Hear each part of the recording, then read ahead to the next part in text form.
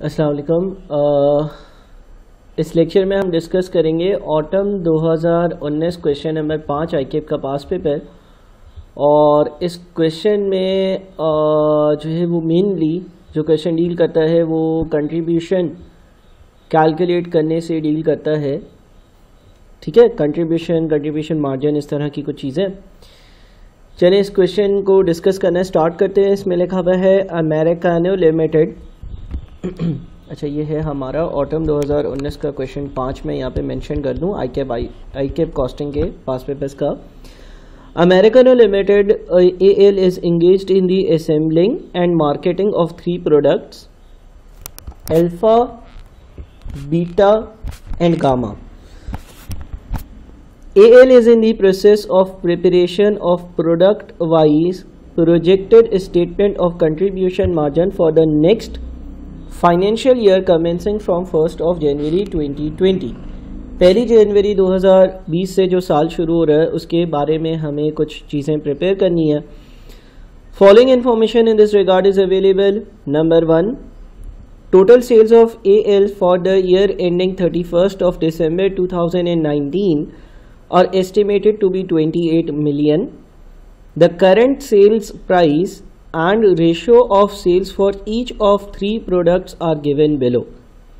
Alpha beta gamma जिस ratio में बिकते हैं और जो टोटल सेल्स रेवेन्यू किस साल का 31 दिसंबर 2019 का वो दिया हुआ है आपको।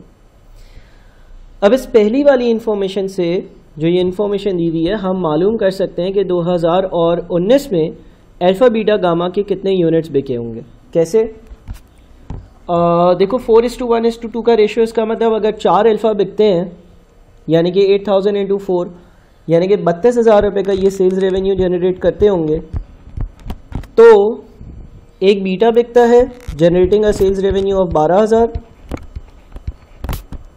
और 2 गामा बिकते हैं generating a sales revenue of 20,000।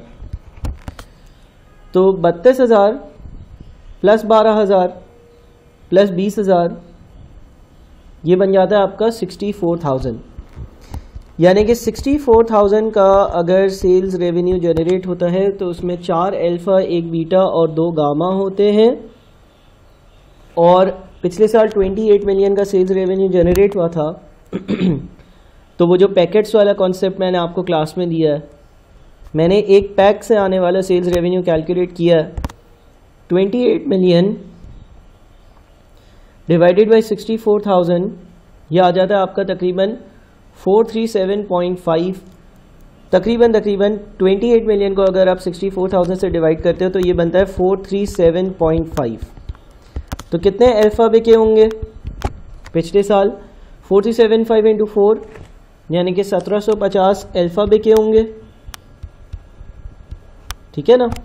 और 437.5 इंटू 1 47.5 इंटू 1 यानी कि लगभग 438 बीटा बिके होंगे और 437.5 इंटू 2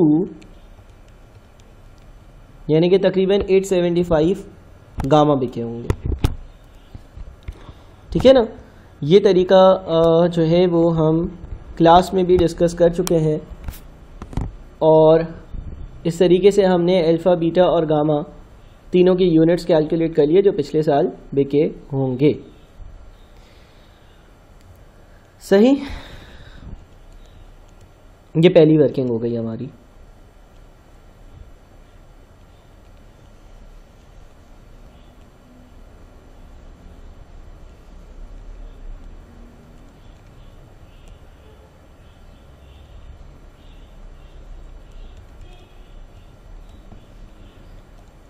अच्छा जी, अगली वर्किंग पर चलते हैं। विद इफेक्ट फ्रॉम 1 जनवरी 2020 यानी कि इस साल AL is intending to increase the selling prices by 10%। इस साल सेलिंग प्राइजेस 10% ज़्यादा होंगी। The demand will decline by 2% due to increase in sales price. Sales prices 10% ज़्यादा होंगी यानी कि अल्फा 8,000 नहीं 8,800 का होगा, बीटा 12,000 नहीं 13,200 का होगा, गामा 10,000 नहीं 11,000 का बेचेंगे। और उसकी वजह से जो डिमांड होगी वो 2% कम हो जाएगी। यानी कि फॉर एग्जांपल अल्फा के इस साल 1750 यूनिट्स नहीं बिकेंगे, बल्कि 1750 इंटू 98% जितना भी बनता है उतने यूनिट्स बिकेंगे। सही है, ये हम दिमाग में रखते हैं ना, ये वर्किंग अपने दिमाग में हम बिठा लेते हैं। पॉइंट नंबर 2 लिखता है कि the details of components that are used in each product are as follows. Alpha beta gamma में 3 तरह के कंपोनेंट्स यूज होते हैं ABC। अल्फा में A4 B2 C5 यूज होते हैं। बीटा में A5 B4 C6 यूज होते हैं। गामा में A4 B3 C4 यूज होते हैं। परचेज प्राइस पर कंपोनेंट 45, 60 और 30। The suppliers have informed AL that prices of components will increase by 15% with effect from 1st of April 2020। यानी कि जनवरी, फरवरी और मार्च के महीने में मटेरियल की कॉस्ट ये वाली होगी, लेकिन अप्रैल से लेकर दिसंबर तक जो कॉस्ट होगी वो 15% ज़्यादा होगी। और आगे चलते हैं। All products pass through assembling and finishing department. Details of labor costs at each department are as follows. For example अगर मैं अल्फ़ा बनाता हूँ तो उसको असेंबली डिपार्टमेंट में लेबर 10 घंटे लेता है और फिनिशिंग डिपार्टमेंट में लेबर 15 घंटे लेता है और तैयार करता है। अगर मैं बीटा बनाता हूँ तो असेंबली डिपार्टमेंट में लेबर 12 घंटे लेता है, फिनिशिंग डिपार्टमेंट में लेबर 20 घंटे लेता है और तैयार करता है। अगर मैं गामा बनाता हूँ तो असेंबली डिपार्टमेंट में लेबर 10 घंटे लेता है और फिनिशिंग डिपार्टमेंट में लेबर 18 घंटे लेता है और इसको तैयार करता है। रेट पर आ दिया हुआ। Factory overheads are estimated at 60% of the direct labour cost, 40% of factory overheads are fixed. Requirement में बोलता है prepare a product wise statement showing projected contribution margin for the year ending 31 of December 2020। हमें 31 दिसंबर 2020 में product wise यानी कि हर product ने कितना contribution generate किया था इसका स्टेटमेंट बनाना है। अब इस सवाल में जो हम पूरे साल का स्टेटमेंट बनाएंगे उसके 2 हिस्से होंगे। एक हिस्सा होगा जनवरी से अप्रैल तक का, 1 अप्रैल तक का, और एक होगा 1 अप्रैल से आखिर तक का। ऐसा क्यों? इसलिए क्योंकि देखो 1 अप्रैल को सेलिंग प्राइसेस जो हैं वो चेंज हो रही हैं, और अगर सेलिंग प्राइसेस चेंज हो गई तो कंट्रीब्यूशन जो है वो भी चेंज हो जाएगी। तो चलिए देखते हैं कि हम किस तरह से अपनी वर्किंग करेंगे। पहले हम वर्किंग कर लेते हैं जनवरी, फरवरी और मार्च 3 महीनों की, ठीक है। और हमारे पास 3 प्रोडक्ट्स हैं, अल्फा, बीटा और गामा। मैं 3 महीनों की कंट्रीब्यूशन कैलकुलेट करता हूं। पहले इन तीनों महीनों की लिख लेते हैं हम सेल्स रेवेन्यू की वैल्यू। सर कैसे आएगी सेल्स रेवेन्यू की वैल्यू? ज़रा अल्फा की मैं वर्किंग बताता हूँ। देखो पिछले साल जो प्रोडक्ट अल्फा है, और या हम चलो पर यूनिट हम सेल्स रेवेन्यू नहीं निकालते, हम सेलिंग प्राइस निकालते हैं, फिर हम नंबर ऑफ यूनिट से एंड में मल्टीप्लाई करेंगे टोटल कंट्रीब्यूशन के लिए। पिछले साल अल्फा का 1 यूनिट 8000 का बिकता था। सवाल में लिखा हुआ है कि इस बार जो है वो 10% सेलिंग प्राइस इंक्रीज हो जाएगी। बीटा का 1 यूनिट 12000 का था, 10% इंक्रीज होगी। गामा का 1 यूनिट 10000 का था, 10% इंक्रीज होगी। तो इन इंक्रीज को अगर हम इनकॉर्पोरेट करें तो 8000 मल्टीप्लाइड बाई 1.1 यानी कि 8000 और 800 का एक अल्फा बिकेगा। 12000 मल्टीप्लाइड बाई 1.1 यानी कि 13000 और 200 रुपये का एक बीटा बिकेगा। 10000 मल्टीप्लाइड बाई 1.1 यानी कि 11,000 रुपीज़ का एक गामा बिकेगा, ठीक है ना। 10% सेलिंग प्राइसेस ज़्यादा होंगी। अच्छा, सेलिंग प्राइसेस में से हम वेरिएबल कॉस्ट पर यूनिट को करते हैं माइनस, ताकि हम कंट्रीब्यूशन पर आए, और उसमें पहली जो वेरिएबल कॉस्ट है वो है मटेरियल की। अच्छा, मटेरियल जो है चाहे मैं अल्फा बनाऊँ, चाहे मैं बीटा बनाऊँ, चाहे मैं गामा बनाऊँ, ए, बी और सी 3 तरह के रॉ मटेरियल इस्तेमाल होते हैं। तो मैं लिख देता हूँ ए, बी और सी, और वर्बली इनकी वर्किंग बताता हूँ। फॉर एग्जांपल ए अल्फा पर 4 कंपोनेंट्स लगते हैं और एक कंपोनेंट 45 का आता है, तो 4 × 45 इज 180। बी के अल्फा पर 2 कंपोनेंट्स लगते हैं और एक कंपोनेंट बी 60 का आता है, तो 2 into 60 is 120। सी का अल्फा पे 5 कंपोनेंट्स लगते हैं और एक कंपोनेंट 30 रुपए का आता है, 5 into 30 is 150। इसी तरह से बीटा की बारी, बीटा पर ए के 5 यूनिट्स लगते हैं, एक यूनिट 45 का आता है, 5 into 45 225, 4 into 60 240 होता,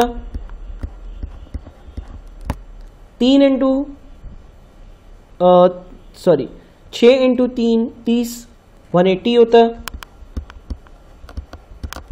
गामा के लिए 4 into 45 180 होता।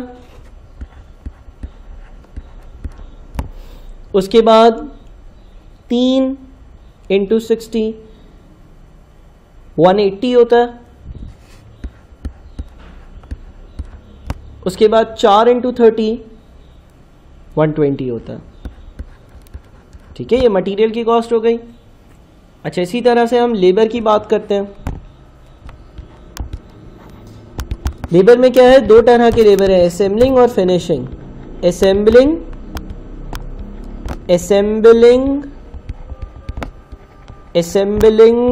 और फिनिशिंग।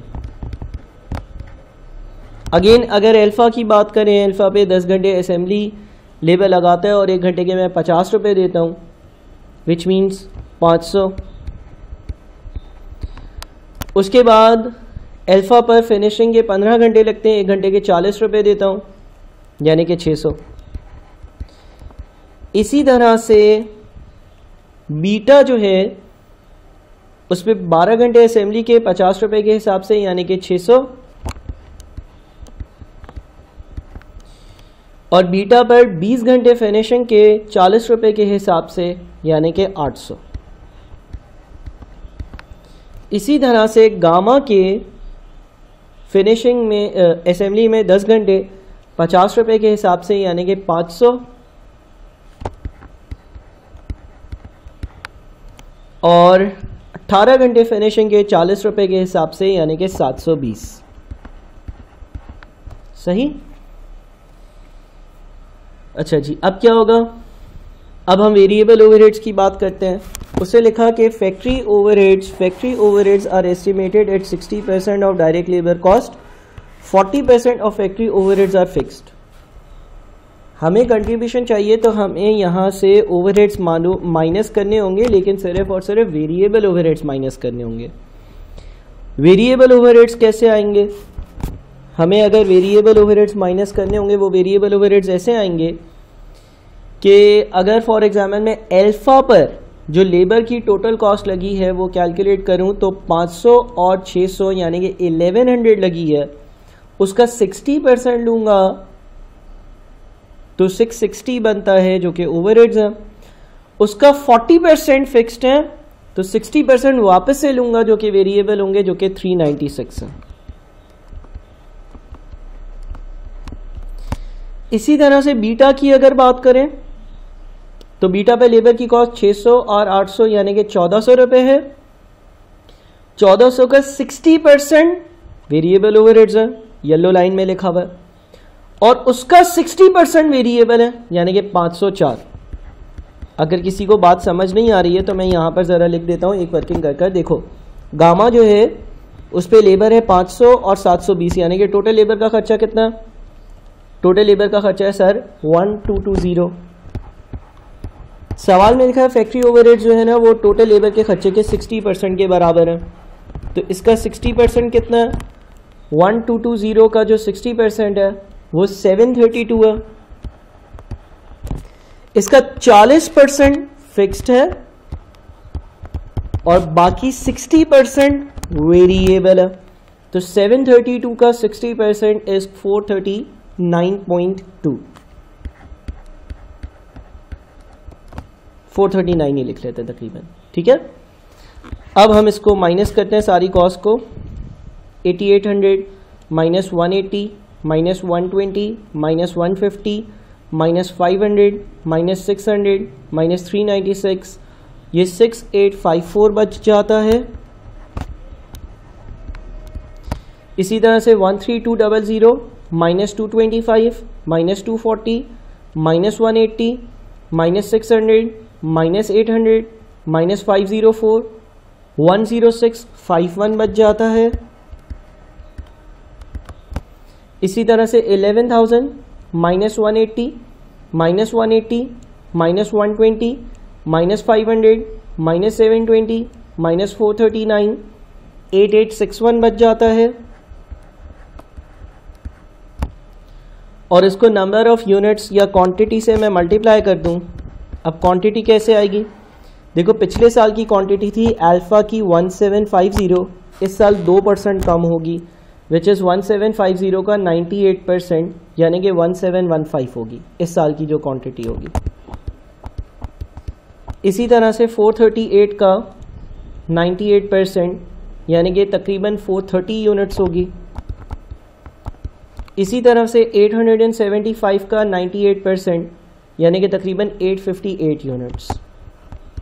अच्छा, एक और बात, क्योंकि अभी तो मैं जनवरी से लेकर मार्च तक के ये स्टेटमेंट बना रहा हूँ और मैं एज्यूम करूँ कि इवनली सेल्स होती है, तो पहले 3 महीने की सेल्स निकालने के लिए मैं फॉर एग्जांपल अल्फ़ा के लिए इसको 3/12 से मल्टीप्लाई करूँगा। 1715 इंटू 3/12 इज़ 428.75, 429 तकरीबन हो गया। इसी तरह से बीटा के लिए 430 मल्टीप्लाइड बाई 3/12, यानी कि तकरीबन 107 हो गया। इसी तरह से गामा के लिए 858 इंटू 3/12, यानी कि तकरीबन 215 हो गया। और अब हम टोटल कंट्रीब्यूशन लिख सकते हैं 6854 इंटू 429, ये बनता है 2940366, 2940366। 10651 इंटू 107, यानी कि 1139657, 1139657। 8861 इंटू 215, यानी कि 1905 115, 1905 115। ठीक है, ये मैंने पर यूनिट कंट्रीब्यूशन निकाली है, अल्फ़ा बीटा गामा की प्रोडक्ट वाइज कंट्रीब्यूशन निकाली है, लेकिन ये वर्किंग हुई है हमारी सिर्फ और सिर्फ जनवरी से लेकर मार्च तक की। आगे की वर्किंग जो है उसमें कुछ चेंजेस हैं। चेंजेस इस तरह के हैं कि सवाल ने ये कहा हुआ था कि जो अप्रैल के बाद वाले महीने हैं उसमें कंपोनेंट्स की प्राइसेस 15% से इंक्रीज हो जाएंगी। तो हमें एक इसी तरह का एक और जो है ना वो टेबल बनाना होगा, और वो होगा अप्रैल से लेकर दिसंबर तक का। सबसे पहले मैं सेलिंग प्राइस लिख लेता हूँ, वही 3 प्रोडक्ट्स हैं, अल्फ़ा बीटा गामा, ठीक है ना।